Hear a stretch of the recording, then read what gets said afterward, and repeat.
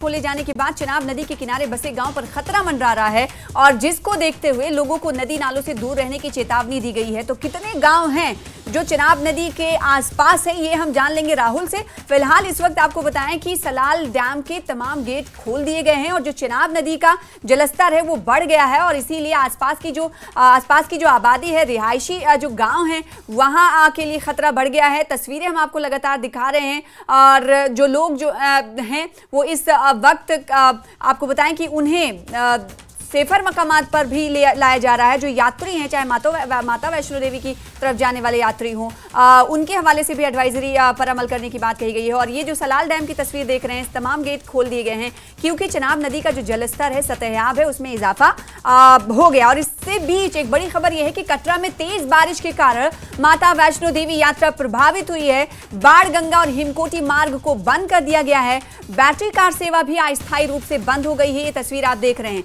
श्रद्धालु ताराकोट शांजीचत मार्ग से अब यात्रा कर रहे हैं। श्राइन बोर्ड और प्रशासन की टीमें मौके पर तैनात है। तो तस्वीरें आप देख रहे हैं। खबर आपको बता रहे हैं कि कटरा में तेज बारिश के कारण माता वैष्णो देवी यात्रा भी प्रभावित हो रही है। जैसे कि राहुल अब से कुछ देर पहले बता रहे थे कि बाढ़ गंगा और हिमकोटी मार्ग को बंद कर दिया गया है। बैटरी कार सेवा जो है वो अस्थायी रूप से बंद है। श्रद्धालु इस वक्त ताराकोट शांजीचत मार्ग से यात्रा कर रहे हैं। श्राइन बोर्ड और प्रशासन की टीमें मौके पर तैनात है। चलिए दोनों खबरों के हवाले से